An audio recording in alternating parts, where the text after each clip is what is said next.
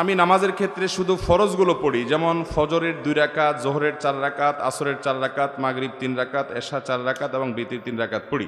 এক্ষেত্রে আমার নামাজ কি কবুল হবে? আমার ফজরের নামাজ প্রায় কাজা হয়, জোহরের সাথে মিলিয়ে জোহরের আগে সেই 2 রাকাত ফজরের কাজা পড়ে নেই, আমার নামাজ কি কবুল হবে? আমি নিয়মিত তাহাজ্জুদ পড়ি এবং বিতির তাহাজ্জুদের পরে পড়ি, কিন্তু হঠাৎ মাঝে মধ্যে ঘুম থেকে উঠার সমস্যার কারণে ফজরের আজান হয়ে যায়, এমত অবস্থা বিতির পড়ার হুকুম কি? আমি নামাজের ক্ষেত্রে শুধু ফরজগুলো পড়ি, যেমন ফজরের 2 রাকাত, জোহরের 4 রাকাত, আসরের 4 রাকাত, মাগরিব 3 রাকাত, এশা 4 রাকাত এবং বিতির 3 রাকাত পড়ি। এক্ষেত্রে আমার নামাজ কি কবুল হবে? দেখুন, শুধু ফরজ পড়েন এই ভাই, সুন্নত পড়েন না, নামাজ হবে কিনা? উত্তর হলো, শুধু ফরজ পড়লে ওয়াক্তের দায়িত্বটা আদায় হবে। জোহরের ফরজটা পড়লেন, জোহরের ওয়াক্তের দায়িত্ব আদায় হলো, কিন্তু এটা পরিপূর্ণভাবে হলো না, ত্রুটি থেকে গেল। আপনি তরকারি খাইতে চাইলেন, তাহলে আপনার তরকারি খাইতে হলে সবজি লাগবে কাঁচা, পানি লাগবে, তেল লাগবে, পেঁয়াজ লাগবে, মরিচ লাগবে, লবণ লাগবে, ইত্যাদি ইত্যাদি লাগবে। এখন আপনি পানির মধ্যে কাঁচা সবজি সিদ্ধ করে রান্না করে নিয়ে আসলেন, লবণ, তেল, হলুদ কিছুই দিলেন না, তাহলে এটাকেও সবজি বলা যায়, কিন্তু এই সবজি কেউ খাবে না, আপনিও খাবেন না, ঠিক না? ঠিক। 5 ওয়াক্ত ফরজ নামাজ এটা পূর্ণতা পাওয়ার জন্য এর আগে পরে যে সুন্নাত নামাজগুলো আছে সেগুলো হলো এরকম। এগুলো ছাড়া ওই নামাজটা হয়ে যাবে, ফরজ আদায় হয়ে যাবে, ওয়াক্তের ফরজ আদায় হয়ে যাবে আলহামদুলিল্লাহ, মাগার আপনার নামাজটা পরিপূর্ণ হলো না। মনে রাখবেন, সুন্নত নামাজগুলো কেন, এই যে 5 ওয়াক্ত নামাজের ফজরের আগে 2 রাকাত সুন্নত আছে, জোহরের আগে 4 রাকাত, পরে 2 রাকাত আছে, মাগরিবের পরে 2 রাকাত আছে, এশার পরে 2 রাকাত আছে, এই যে সুন্নত নামাজগুলো আছে এগুলো কেন জানেন? এগুলোর অন্যতম উদ্দেশ্য হলো যাতে করে মূল নামাজটা আমাদের সুন্দরভাবে হয়, তার জন্য প্রস্তুতি। আগেরগুলো হলো প্রস্তুতিমূলক আর পরেরগুলো হলো পরিপূরক। সুন্নত আগেরগুলা প্রস্তুতিমূলক, পরেরগুলাকে বলতে পারেন পরিপূরক, আর সবগুলাকেই অন্য অর্থে পরিপূরক বলতে পারেন। পরিপূরক মানে কি? ধরুন আপনি কোনো একটা সরকারি অফিসে খুব গুরুত্বপূর্ণ একটা কাজে যাচ্ছেন, এনআইডি কার্ডের ফটোকপি লাগবে, জন্ম নিবন্ধনের ফটোকপি লাগবে, খুব জরুরি একটা কাজ, আপনার বিদেশ যাওয়ার মতো ব্যাপার, ভিসার মতো ব্যাপার। আপনি ফটোকপি নিয়ে যখন যাবেন, ফটোকপি সাধারণত এনআইডি কার্ডের ফটোকপি যদি একটা লাগে, আপনি কয়টা নিয়ে যাবেন? একটাই নিবেন না 2-4টা নিবেন? বুদ্ধিমান মানুষ হলে 2-4টা সাথে নিয়ে যাবে। কেন? একটা যদি হারায় যায়, কোনো কারণে মিস হয়ে যায়, যাতে করে আমার কাজটা হয়ে যায়, হাতে রাখবে, এটা সে নিয়ে যাবে। ঠিক একইভাবে ভাইরা আমার, আপনি যখন 5 ওয়াক্ত নামাজের ফরজ নামাজ পড়বেন, কিয়ামতের ময়দানে যাবেন, আল্লাহ তাআলার কাছে দেখা গেল কোন একটা নামাজে ভেজাল ধরা পড়ছে, বাতিল হয়ে গেছে, তখন ওই সুন্নত বা নফল, অতিরিক্ত নফল নামাজ যে পড়বেন, এগুলো দিয়ে আল্লাহ তাআলা ফরজের ঘাটতি পূরণ করবেন। সেই সাথে আপনি আগে যখন সুন্নত পড়বেন, তখন মূল ফরজটা পড়তে আপনার সুবিধা হবে, মনোযোগ থাকবে। নবী করিম সাল্লাল্লাহু আলাইহি সাল্লাম ফরজ নামাজের আগে পরে সুন্নত নামাজগুলো কখনো ছাড়তেন না, নিয়মিত পড়তেন। আপনি কিভাবে নিয়মিত ছাড়েন? একবার জোহরের আগে 4 রাকাত ছুটে গেছে, তিনি পড়তে পারেন নাই মেহমান আসার কারণে, এগুলো পরে তিনি পড়ে দিয়েছেন, এরকম গুরুত্ব দিতেন। হ্যাঁ, আপনার কখনো কোনো কারণে এমন পরিবেশ হয়ে গেছে, সুন্নত পড়ার কোনো সুযোগই পাইলেন না আপনি, অসুবিধা নাই, মাঝে মধ্যে হঠাৎ কালে ভদ্রে বাদ গেছে, অসুবিধা নাই, কিন্তু নিয়মিত এরকম করলে সেটা আপনার মূল সালাতের যে প্রোফাইল আল্লাহর কাছে থাকবে, সে ফাইলটা কিছুটা হলেও ত্রুটিপূর্ণ থাকবে। এটা সুন্নত, সাধারণ সুন্নতে মুআক্কাদা। আমার ফজরের নামাজ প্রায় কাজা হয়, জোহরের সাথে মিলিয়ে জোহরের আগে সেই 2 রাকাত ফজরের কাজা পড়ে নেই, আমার নামাজ কি কবুল হবে? এই পাবলিক অনেকেই আছে, ফজরের নামাজ জামাতের সাথে মসজিদে গিয়ে আদায় করার মতো মুসল্লি, মুসলমানের সংখ্যা সমাজে অনেক না বেশি? সবচেয়ে কম মুসল্লি হয় কোন নামাজে? কারণ ইবলিস জানে এই নামাজটায় হাজির হলে অনেক বেশি ফজিলত পেয়ে যাবে, জোহরের নামাজের চাইতে এই নামাজে হাজির হওয়ার গুরুত্ব বেশি, মাগরিবে এশায় হাজির হওয়ার চাইতে ফজরে হাজির হওয়ার গুরুত্ব বেশি। এটা মাসআলা আপনি না জানলে কি হয়েছে, আপনার সাথে থাকা ইবলিস জানে, এই জন্য ইবলিসে ভোর রাতে আপনার ঠ্যাং টিপা শুরু করে। দেখবেন রাত 12টা 1টা 2টা পর্যন্ত ঘুম আসে না, ফেসবুক টিপতেছেন, ইউটিউব টিপতেছেন, মোবাইলে মুনাজাত ধরতেছেন, শয়তানের জিকির আজকার করতেছেন, এগুলো করতে করতে 12টা 1টা পর্যন্ত আপনার ঘুম আসে না। ঠিকই দেখবেন ফজরের আজানের আগ দিয়া দেখবেন এমন ঘুম আসে, অ্যালার্ম দিয়ে রাখলেও আর উঠতে মনে চায় না, ঠিক না ঠিক? শয়তান তখন কি বলে? নবী করিম সাল্লাল্লাহু আলাইহি ওয়াসাল্লাম হাদিসে বলেছেন, শয়তান বলে ফজরের আজান হয়ে গেছে, অ্যালার্ম বাজছে, দেখতেছেন ঠান্ডা মাথায়, শয়তান বলে আরে রাত এখন অনেক বাকি, অ্যালার্ম দিছে, মোবাইলের গলা টিপে ধরে অ্যালার্ম কেটে দিয়ে আবার ঘুম। আছে না নাই? ফজর পড়তে পারে না। ভাইরা আমার, ফজরের গুরুত্ব অনেক বেশি। তো যেই মানুষ ফজরের নামাজ নিয়মিত জোহরের সাথে পড়ে, অনেকে আছে দেখবেন প্রবাসে অনেক ভাই আছে 7টা 8টা 9টার দিকে উঠা ফজর পড়ে, নিয়মিত যদি এরকম হয় তাহলে তার এ নামাজ হবে? ভাইরা আমার, একবার হঠাৎ 2 মাস 4 মাস পরে 6 মাস পরে জীবনে হঠাৎ একবার হয়েছে, হ্যাঁ ফজর নামাজ আপনি উঠতে পারেন নাই, মোবাইলে অ্যালার্ম বাজছে তাও হুঁশ নাই, এটা গ্রহণযোগ্য। নবী সাল্লাল্লাহু আলাইহি সাল্লামের জীবনে একবার ফজর কাজা হয়েছে। কয়বার কাজা হয়েছে? একবার।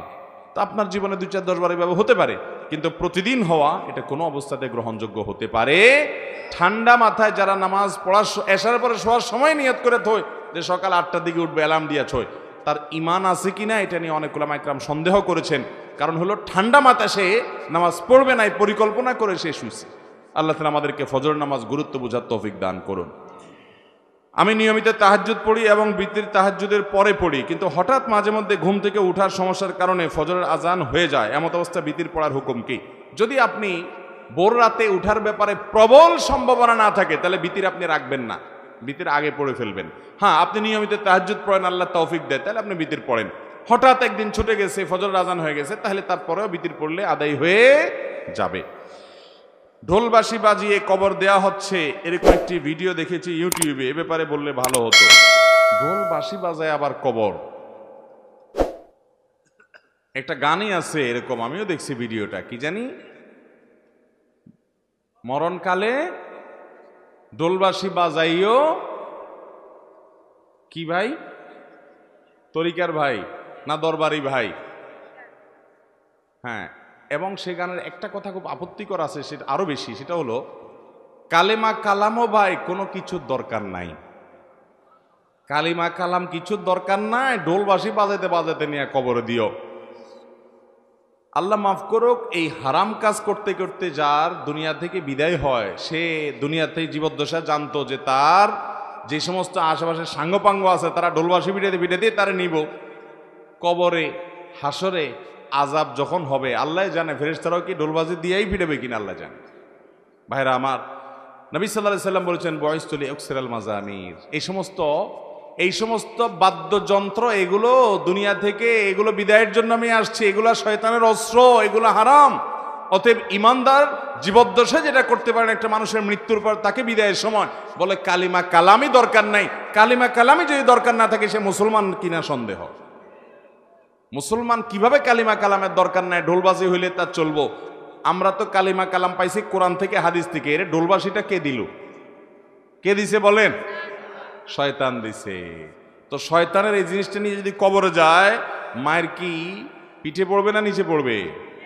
আল্লাহ আমাদেরকে এই সমস্ত পাগলামি ছাগলামি, এই সমস্ত শয়তানের থেকে বেঁচে থাকার তৌফিক দান করুন। কত পাগলামি যে দুনিয়াতে আছে, এসব না দেখলে বোঝার উপায় নাই। আল্লাহ আমাদের সমস্ত ভাইদেরকে হেদায়েত দান করুন।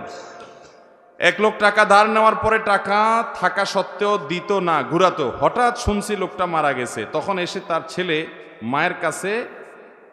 মেয়ের কাছে দিয়েছে। এখন তাতে কি তার ঋণ পরিশোধ হবে কিনা?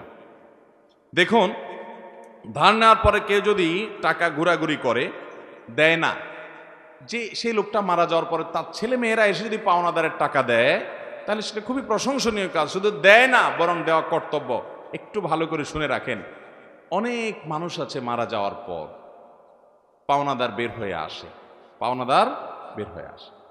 আপনার বাবা মারা গেছেন, আল্লাহর বান্দার কিছু দেনা আছে, এগুলো রেখে মারা গেছে। ইসলামের নির্দেশ হলো তার মৃত্যুর পর তার দাফন কাফনের জন্য যে টাকা খরচ হবে সেগুলো তার টাকাতেই খরচ করবেন। এরপর তিনি যদি কোনো দেনা রেখে যেয়ে থাকেন, ভাগ বন্টন পরে আগে তার সব দেনা শোধ করতে হবে তার টাকা দিয়ে, তার জমি জমা বিক্রি করে। এরপরে যদি কিছু থাকে সেটা দিয়ে তার ওসিয়ত থাকলে সে ওসিয়ত 1/3 মধ্যে পূরণ হবে। 1/3 মানে তার টোটাল সম্পদের দাম 10 লাখ, তাহলে তার ওসিয়ত যত বেশি হোক না কেন 3 লাখ পর্যন্ত পূরণ হবে, এর বেশি না। বাকি যেগুলো থাকবে সেগুলো ওয়ারিসরা ভাগ করে পাবে। আর যদি কারোর কোনো ওসিয়ত না করে যায় যে অমুক জায়গায় দিও, মসজিদে দিও, মাদ্রাসে দিও, অমুকরে দিও, এরকম কোনো ওসিয়ত না থাকে, তাহলে তো সেটা বাদ। কিন্তু দেনা থাকলে আগে দেনা দিতে হবে, তারপরে সন্তানরা ভাগযোগ করে সম্পদ নেবে। আমার দেশে দেখা যায় দেনা দেয়া তো পরের কথা, আজকাল তো প্রায় সময় পত্রিকা দেখা যায় বাবার লাশ পড়ে আছে, আর সন্তানরা জমি জমা নিয়ে কাড়াকাড়ি করতে করতে ব্যস্ত, বেচারাকে দাফন পর্যন্ত করছে না। ঠিক কিনা বেঠিক? এই অমানুষ সন্তান আসমান থেকে হঠাৎ নাজিল হয় না অমানুষ হয়ে, এই বাপমাই অমানুষকে অমানুষ বানাইছে। ঠিক কিনা বলেন? এর পরিণাম, এর পরিণতি এই আল্লাহর বান্দা নিজেই ভোগ করছে নির্লজ্জের মতো। প্রায় সময় কয়দিন পরপরই দেখি পত্রিকাতে যে বাবার লাশ পড়ে আছে গ্যারেজে, বাড়ির সামনে, ওইটা দাফন করার মতো মানুষ নাই, গন্ধ ছুটে গেছে, ছেলে মেয়েরা কামড়া কামড়ি মারামারিতে লিপ্ত, জমি জমা দখল নিয়ে। এই জন্য বাবারা সন্তানরে মানুষ বানায় যান, মুসলমান বানায় যান, দুনিয়ার জীবনটা জীবন্ত জান্নাত হবে। আর না হলে আপনার এই কাজের প্রায়শ্চিত্ত আপনাকে ভোগ করতে হবে। শুধু ওকে দুনিয়া শিখাইলেন, আখেরাত শিখান নাই, আপনি আফসোস করে কুল পাবেন না। পৃথিবীতে যেখানে মুসলমান আছে, মুসলমানের আধিক্য আছে, সেখানে দেখবেন কোনো বৃদ্ধাশ্রম নেই, বৃদ্ধাশ্রমের দরকার নাই। আর পৃথিবীর উন্নত দেশগুলোতে শিক্ষা আছে, দীক্ষা আছে, জ্ঞান আছে, বিজ্ঞান আছে, প্রযুক্তি আছে, সব কিছু আছে, কিন্তু বৃদ্ধাশ্রমও আছে। কারণ মনুষ্যত্ব, মানবতা, মা বাবার প্রতি দায়বদ্ধতা, এটা আল্লাহর প্রতি ঈমান না থাকলে সে মানুষগুলো আসলে সেভাবে বুঝে না। আল্লাহ আমাদের সন্তানগুলোকে মানুষ হতে মানুষ করার তৌফিক দান।